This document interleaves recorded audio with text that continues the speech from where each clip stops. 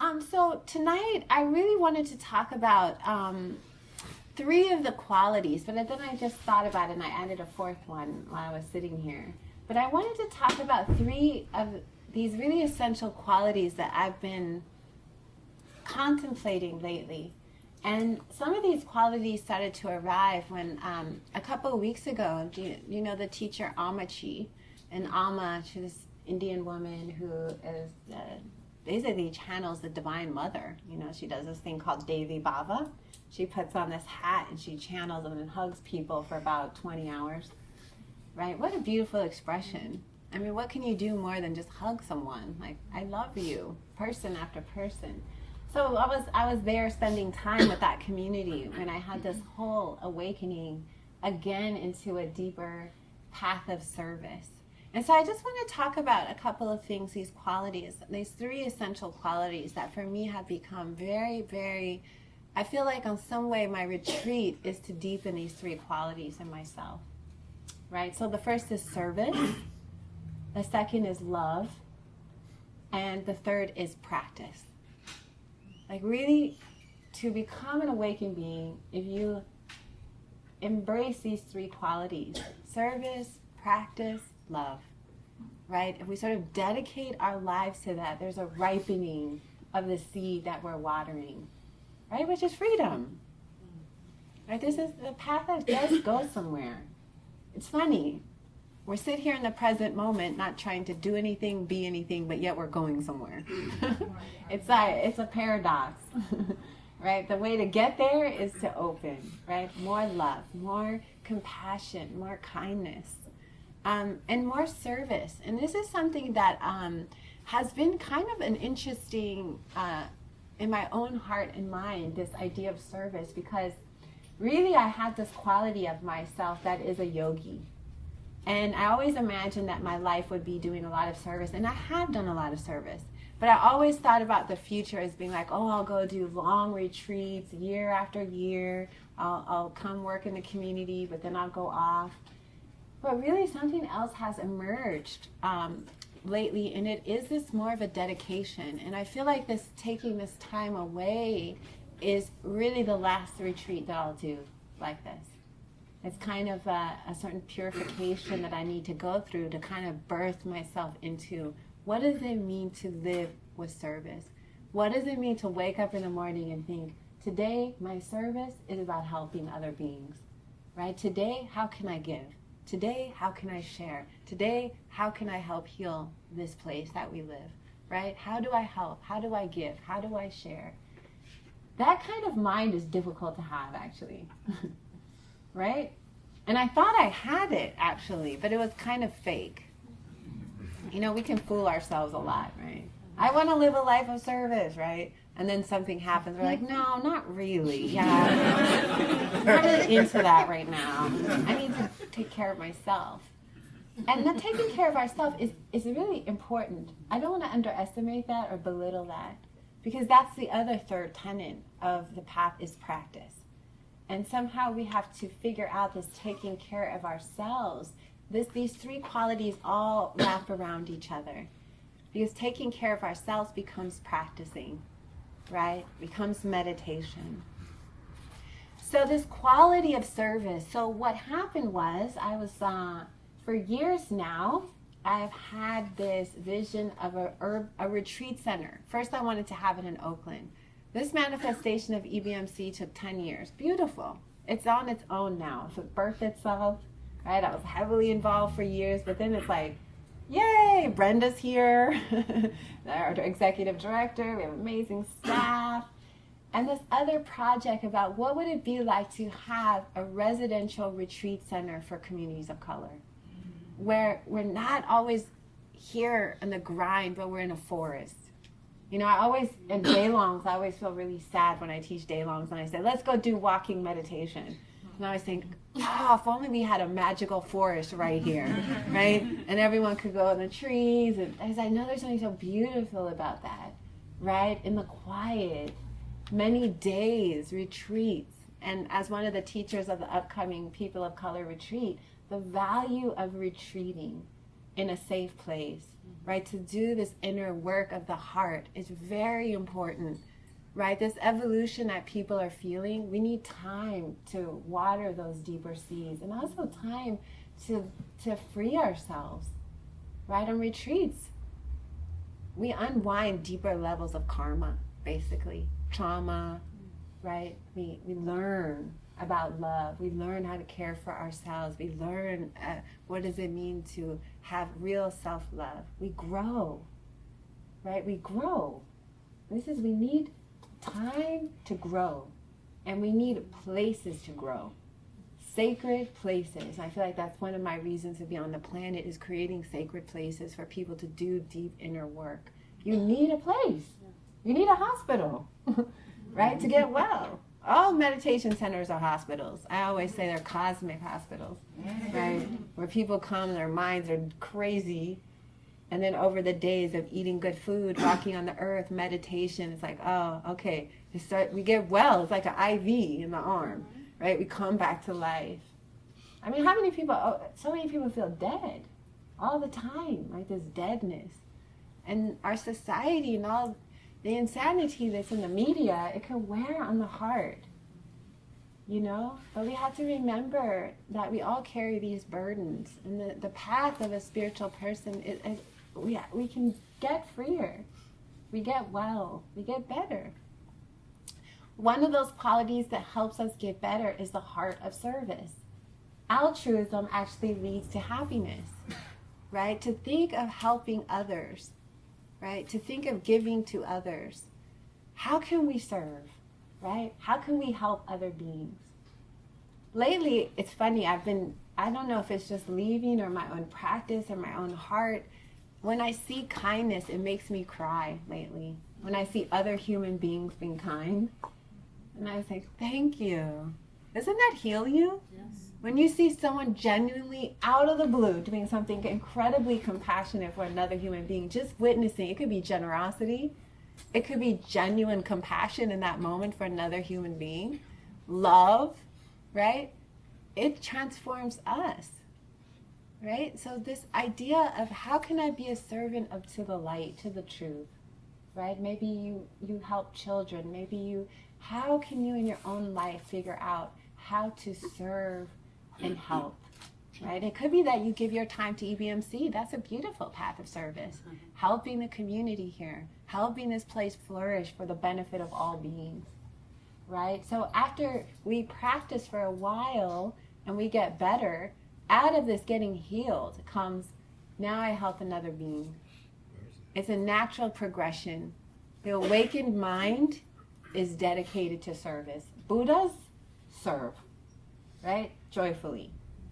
So this is something that this new center I've been shying away from, because it seems like it's trying to birth itself, right? But then I think, a retreat center, this could be 20 years, right, of service. I just know how long things take to really birth something, right? And it could be like building, and then the board, and then committees, and then the community, and they're like, no, I can't, you know. But it's like, are you serious, Spring? Right? I feel like it's been this thing in my mind, like, we need a center for urban communities. We need our own center. We need a place. We need a temple. We need something on the earth, like this, it's in my mind, it's this growing. It's called the Sujata Project. Sujata Village, actually, that's the name. And so recently I said yes on a very deep level, and it came with tears, enormous amount of tears, because sometimes when we surrender, that's what it happens, right? It's like we give that little ego place, we break it open. It's like, to serve all beings actually is the path, right? I thought, no, I need to go away to the mountain, right? It's like, no, the mountain is through service, right? To be in service, you learn through that. So that was one aspect. The other thing is something I talk about every day, And you know what's so funny here? For 5 years straight, every Dharma talk I gave here was on love. I don't know if you guys realize that. I would try to talk about other things, right? I would be like, okay, I'm talking about emptiness, wisdom. Then I would come in and then it would just happen. I'd be like, love yourself. We have to love our... For 5 years. And every Thursday, it would be a different thread on it. Like, okay, this aspect. Nobody seemed to notice, though. They were all like, it was always like hearing it for the first time. And then I would reflect after a few months and be like, wait, I've said the same thing. And then it would go a year. I said the same thing almost every time, right? And I would think to myself, driving over, well, I guess I'll talk about love. Love. Lately, I've tried to switch it up, just as, a little bit. But here I always come back to that. It's like the heart of love. You guys, we have to remember that this energy is healing. It's not cheesy. Sometimes I have this friend who's a Dharma punk. The Dharma punks are like the urban guys that practice with Noah Levine, and they're like, they meditate and destroy. That's their motto. Against the stream. And so they're really edgy, and they're like meditating. I love it. I think it's brilliant. I'm like, great. I love this community. Many people have become, and they were addicts or, just the struggles of life. It's just a different manifestation of that. And one of the guys, he was on a recent retreat with me. And he was always like, oh, Spring, I always hated, like, love talks and, like, it's all hippie. He was saying hippie shit. That's what he was saying. You and these hippies. And, he was even, like, making fun of the shawls that we wear. And, like, we're all like, what? But he was like, you know what? Over the last year, this is what I need. Right? And he was on the metta retreat with all his muscles and his heart. And it was just cracking. Like... And he was like, I think I get it. It's not cheesy. Actually, this is a power. And I was like, exactly. Right? And we had to remember that this energy of love, like toward ourselves, towards others, we cultivate this quality. It's already in us. You don't even have to cultivate it, actually. You chisel away what's obstructing it. It's your true nature. Right? It's the jewel in the lotus. It's the jewel in the lotus, right? And we chisel away all this junk that has built up over the heart, all these things all our fear, all our trauma, everything that obstructs it, right? Hatred and confusion and resentment and lack of forgiveness, right? Ourselves and others, right? We're so angry with ourselves, and then we really get angry at the world, right? We really do have to kind of forgive life at some point, right? It's like, this is not what I wanted, right? But, we awaken to the understanding, but it's what is. And what is always the highest, even if we don't understand. It can't be otherwise. It's perfection, So this love, this energy of learning to love yourself and love all beings, to practice that. How can I be in this moment? Let me practice loving you. Let me practice loving me, right? I love you. I love me. I love you. I love me. How do I practice this? Okay, we ask for this. We pray for this quality of unconditional love. Right? It starts with ourselves, toward ourselves. So please remember metta practice. Very powerful. Right? I always put out, I used to put out on Facebook time to time on the POC homepage. I hope everyone's doing their 5 minutes of metta. I mean, this is key. And this leads into the third aspect. Practice. You have to practice, guys. Right? People always come up to me and they say, Spring, I'd like to practice like you or be like you in some way. And I always think that's a very high compliment on retreat. Someone says, I'd love to do. And I said, and they said, what was your practice like? And I said, I spent almost 3 years on retreat. Right? This is how it happens, through practice. Right? We have to remember to meditate. right? How many people really honestly have a daily practice? Just be really truthful. Sometimes people are like, me, I've even lied about that on like retreat applications on Zoom. They're like, what's your daily practice? 2 hours. And it's like, no, maybe like 2 minutes or 2. This is the thing, if you want to evolve quicker, if you want to break through quicker, we have to commit to a daily practice. It's impossible any other way, guys. I've tried everything else.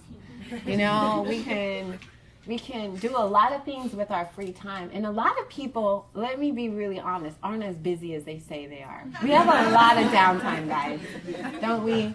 There's a lot of Netflix, a lot of chilling out in the bed or lying around, and we're always like, I'm so busy. But when I really did an inventory of my time, I was like, you're not that busy. You're not that busy. We're busy escaping.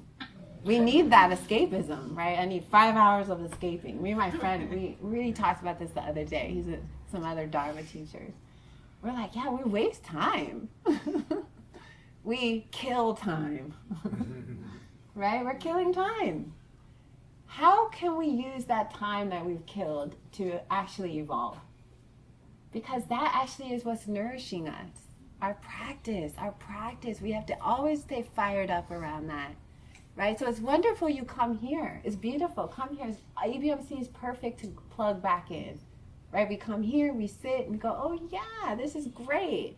How many people sometimes have been away for a long time and they come back and they're like, oh yeah, I forgot. Meditation. Sometimes I meet people who've been gone for years. Not from here, but to their spiritual practice, and they weep sometimes. I met this one guy in Spirit Rock who had stopped practicing for 10 years. And he was older. He was maybe 70. And I was meeting with him on an interview, and he was just weeping. He said, I've killed 10 years. I don't know what I was doing.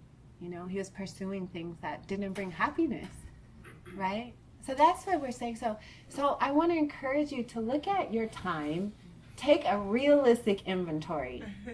Come on, be real about it, right? How much time am I doing this? How much time am I doing that? And see if you could just add in meditation in there, right? And we practice, and then meditation could be metta, right? Can I say my prayers? Can I chant? Can I sing? We keep things going in our mind. The practice becomes a lifestyle. What am I focusing on? Ultimately, that is practice, guys. Where is my mind? What am I eating right now? Is this helping me or is this not helping me? Right? So the more you can see your life as retreat, the quicker things transform. So service, so you could see how this could evolve, right? We practice. Out of our practice, we develop more love, right, for ourselves and others. Out of this love, we then serve more. Right? Out of this loving, generous service, more comes back to us, more love, more happiness, more joy. That fuels our practice. Because when you have a joyful, happy mind, what do you think happens to your meditation? It goes a lot better. Mostly this is what happens to people when they meditate. They sit on the cushion and think about all their issues. Right? That doesn't really lead to happiness. Right? I did that for a long time in the beginning. I would just think about my problems when I first started. I was like, wow, I'm not really getting that peaceful, right? But if we're living a life of more love, and we live a life of more service, and we're more dedicated, and we're more open, what happens is the mind becomes purified. We sit down, and instead of it being a tornado of restlessness and anger or frustration or regret, worse than that, regret, right? This is a killer of all meditations, thinking about the things we've done, right? It's so painful, right? But if we're living this kind of more, I don't want to say holy, but living a life of more love, the mind is calm. What leads to concentration? Happiness. People don't know that. A happy mind, you never want to get up. Imagine if you're sitting and you're filled with love and kindness and compassion. Do you want to get off the cushion? No. What usually drives people off their meditation cushion is problems, issues, feelings, torments, restlessness, right? So we work with that. So service, these are the things I really want to leave you all with, because this is really what I'm training myself into, right? Cutting out all the wasted time that I too waste, right? And transforming it into service, love, and practice, right? For the benefit of all beings. Right? This is what we're here. We're here to love people. We're here to help. The mind of somebody, and just to end the talk, and I want to take a couple of questions, but recently I heard His Holiness, the Dalai Lama. He was talking about the mind of bodhicitta, which bodhicitta means enlightened mind. Bodhi means enlightened, citta means mind, heart mind. So the enlightened mind. He was saying it's very rare for someone on the planet to have a thought, may I be of benefit to all beings. He was like, that's totally rare, right? Most people don't wake up on this planet with that thought. May I be of benefit to all beings today, right? Most people are thinking how they can do something, get something, you know what I mean? Very few. So you see, this kind of mind is actually very powerful. It is an enlightened mind, right? So if we align ourselves with that, everything wakes up faster, right? It's fuel, it's rocket fuel, right, to our own liberation, right? So love, service, practice, and community to remind us, right? We say in community. Make sure you are aware of who's around you. If you have people around you that are not geared toward this, it'll be harder. That's why people live in spiritual communities together, right? Because that fuels us. So just think over that. Who's in your life? Who surrounds you? What are you taking in all day long? Is this awakening your mind, or is this hurting your mind, right? Does this hurt your practice?